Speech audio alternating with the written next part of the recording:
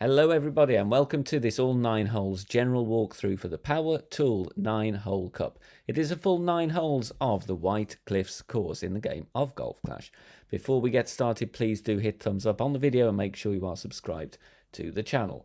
It is totally free to do so. Get that bell button enabled as well. Get the notifications when we upload new content or go live. Keep your eye out on the channel for more content coming up for the Power Tool 9 Hole Cup and also some additional walkthroughs that are up already.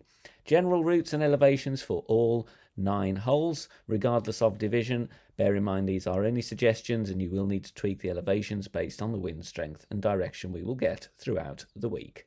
Don't forget, finally, join us on Facebook, BK Golf Clash Facebook group. Lots of free content, free guides and shot sharing on there as well. So please do join us there. Let's go then, starting as always with hole number 1. Now the White Cliffs course does have its challenging moments in my opinion, and the elevations, as you can see here, really indicative of what is to come. Very, very interesting downhill drops on these holes, and we've got 2 of them here to talk about. White line from the front tee will be my suggestion for true rookie players, and that is 20% extra on the drive, playing down the left hand side of that split fairway with your driver. Then that will leave you obviously with a long iron approach, and you've got some options here. If you don't have the Saturn with a lot of backspin, then you will play on the light blue cross to the left of the green with the backbone, with as much backspin as you can, and some right spin and right curl as well, because that is the less aggressive route. Plus 40% the elevation here, it plays massively downhill. If you do have the Saturn or obviously a bigger long iron with a load of backspin, you can go at the pin directly for a better chance at the eagle. There is a rough bump available there for the higher division players as well, bouncing where the blue cross is, the dark one, there just between the bunker and the fringe, and obviously going with a bit of top spin to get directly at the pin that way. Very good chance of eagle there in comparison to the other options. The black line more for the expert and master players and occasionally pro, providing you've got a driver with a good amount of curl. We will need at least 4 bars of topspin to get over there with the right spin and right curl. That will leave you along the black short arrow that's there at the top right of the diagram, a short iron approach. And again, you've got 2 options here depending what you want to go with. The red cross marked is a rough bump, so you will need topspin, plenty of it, and ball guide, so the runner is good, or higher level hornet is good as well. If you don't fancy the rough bump, as it is slightly on the thinner side for my liking, then just play a standard backspin approach with your short iron instead. The elevation for that short iron on the black line, it depends how far you've gone with your drive. As a guide, I would say 20%, but all depends how high you are up where your drive finishes. Could be 10%, could even be more, looking like 30%. So you just got to judge that and mix it up with the wind arrow that you're going to be facing as well. Tough shot to get dialed in a short space of time, but definitely a very good option for eagle if you've got the clubs. Par 3 now for hole number 2, and the elevation here is my kind of lowest that I will be playing, so plus 25 is the minimum really.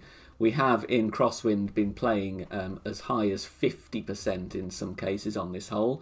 White line, which will be definitely for rookie, pro and expert, that is bouncing there before the sand with top spin to get you safely over the other bunker and rolling nicely onto the green. Be warned though, that second bounce is lengthy, and therefore with the increased amount of flight time on the ball, the wind will affect that a lot more, which is why we will need a hefty amount of elevation in certain directions. Don't forget that the second bounce that you see in the game is unaffected by the wind. So if you do have headwind, you need to make sure your second bounce is comfortably beyond the farthest bunker. Black line is an option if you don't want to risk that, especially from third tee here. You will be using a driver in all cases, so hopefully we can get away with using the quarterback. But if you do want to bounce nearer the green, you will need plenty of backspin on your driver. So a tricky par 3 here. There is a chance of a hole in one, but you've got to adjust carefully with good use of elevation and paying very, very particular attention to the second bounce wind effect. A very lengthy par 5 here for the third hole. As you can see, this diagram does appear fairly zoomed out on the screen. That's just to fit the thing in, really. Only one route really that I've put here, and that is going to be generally for all the tees unless we're on the back tee and we have a horrendous amount of headwind. I'll explain that at the end.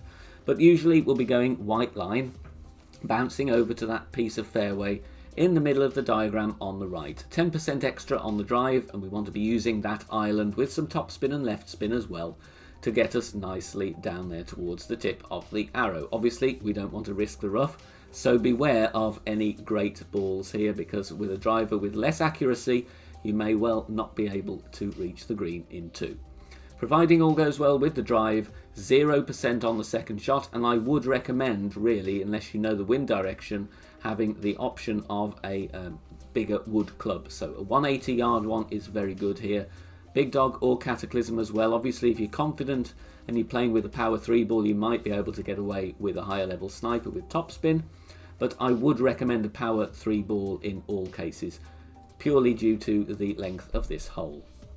If we can't go that route and we're looking at Master Division now, we get horrendous headwind in our face, then we are going to have to go on the left side. It's not a route I play very often, to be honest, but we do want to just bounce over that little patch of sand and then use that very small elliptical island towards the green there to try and bounce us over there and get near to the green to get our eagle. But it's a tricky par 5 here. As I said, the White Cliffs is not the easiest of courses, so you've got to play accurately on this one and hopefully secure a very nice eagle. The objective for me on this par 3 is take the birdie, get it there safely and move on. You will not see many holes in one on this hole. It is very, very difficult, and that is due to the design really and where the bunker is placed in terms of the pin, and also the massive downhill elevations we have to deal with. I've got a range here. I've put plus 30 and also plus 50. If we're bouncing on the island, which is the kind of usual route and definitely going to be used for the front tee, then that is plus 30%. But be careful there, you do not want to be adjusting down into the water or kind of down on the cliff, because that is going to lose distance with your shot. So be careful, bounce safely. Again, from that island down to where the green is, there is a further drop in elevation, so you will notice a considerable effect on the second bounce due to the wind. If we have clubs with a good amount of backspin, then we go directly over there.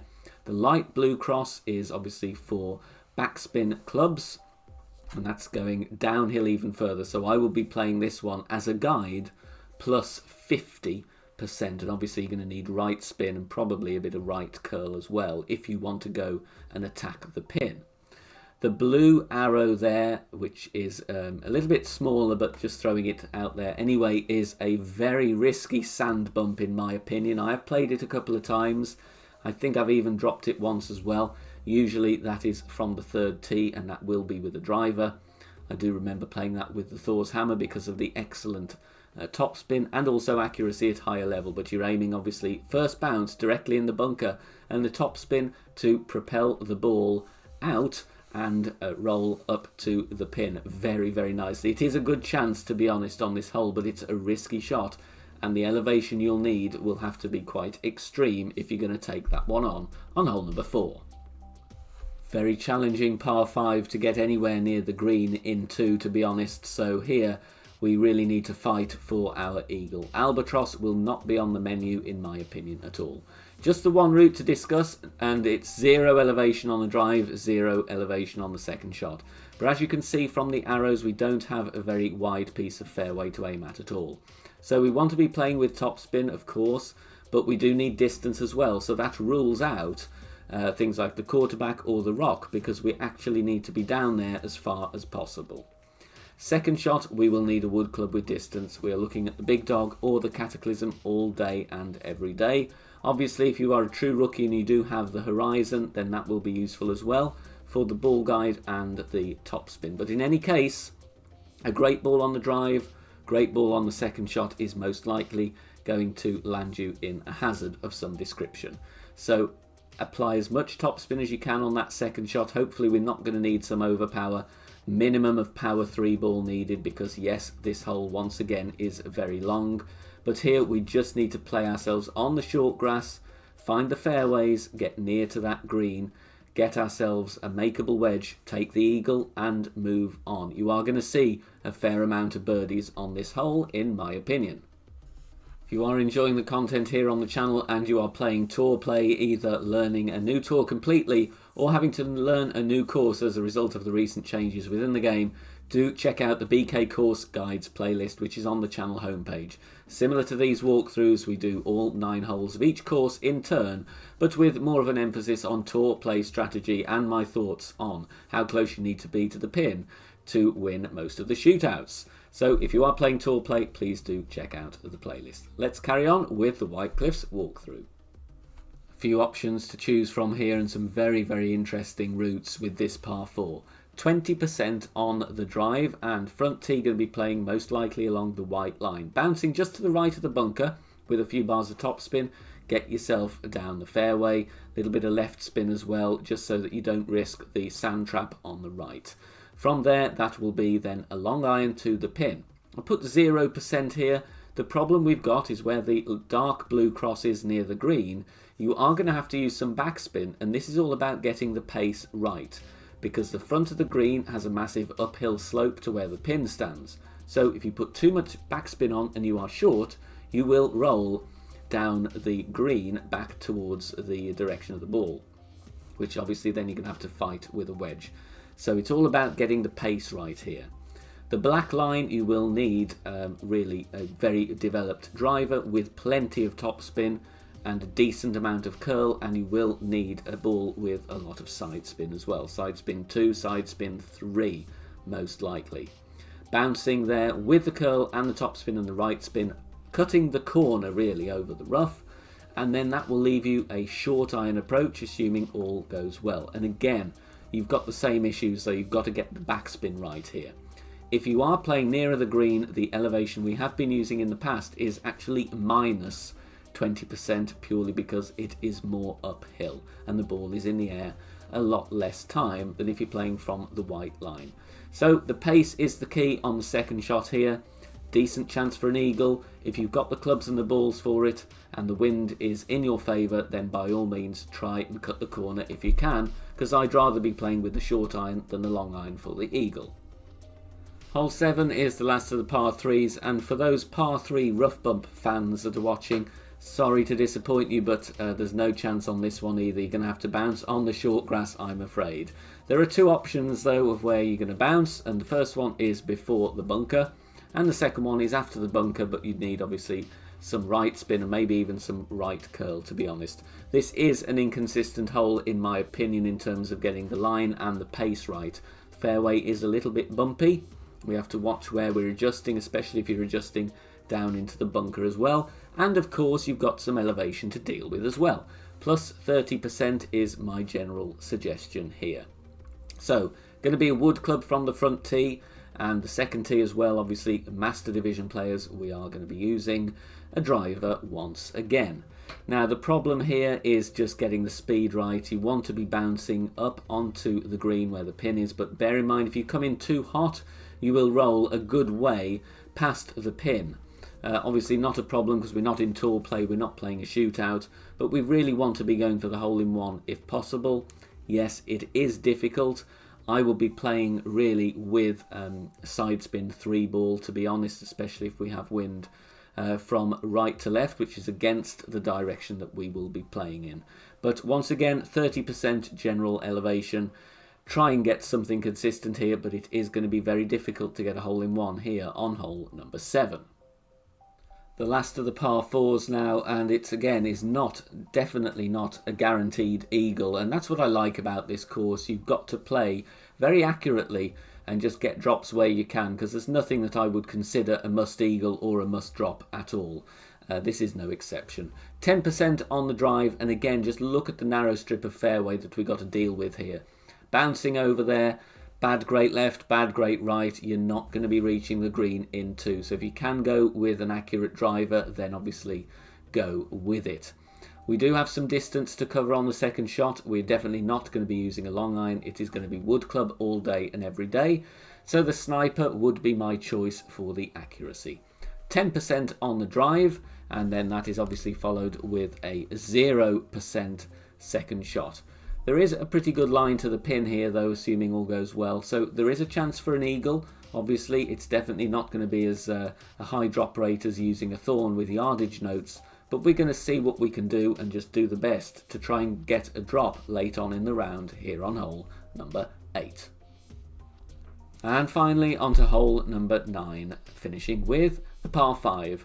Now the cliff blast on the right hand side we know has been removed and was removed a good while ago, so we cannot be going with that route now, unfortunately, but we do have 2 routes left to choose from. Left hand side on the black arrows, 20% on the drive, bouncing where the red cross is with topspin as much as possible, and some right spin and right curl. We do not want to risk the rough either side here in any form on either of the routes, because you will never be reaching the green in 2. Therefore, if you go on the black line, your second shot will be a wood club shot, 20% downhill again, and we do have some distance to cover here, so depending what you've got on your driver, you will have to make a judgment call of which wood club you can go with. If you're confident of getting a bit nearer, you might be able to get away with a sniper, but if not, the Horizon, Big Dog, Cataclysm, all very good options. Rough bump is the play on the second shot really, and if you don't want to do that, you can bounce over, but really we should be getting into the rough there and rolling out to the pin rather than risking the bounce. White line is a very, very interesting route indeed, and that is bouncing over to that small island there in the centre of the picture. Once again, 20% extra on the drive. And then the second shot from there is going to be 40%. It plays massively downhill. Once again, I would consider a 180 yard wood club just to make sure that we are going to reach, especially if we do have any form of headwind. This is a very, very tricky hole, to be honest. Once again, we're just looking to take an eagle. Yes, there's a small chance of albatross, but like I said, we want to be able to find the fairway on the drive without fail, because any hint of going in the rough is going to leave you with a birdie to end the round, which is not what we want. So there we go, 2 routes to choose from, and as with the other par 5s, power 3 ball is a minimum on this one. Thank you very much for watching the general walkthrough, everybody. I do hope you found it useful and that the tournament goes well for you next week. Any questions, do let me know in the comment section down below, and I will see you all very soon. Good luck and bye for now.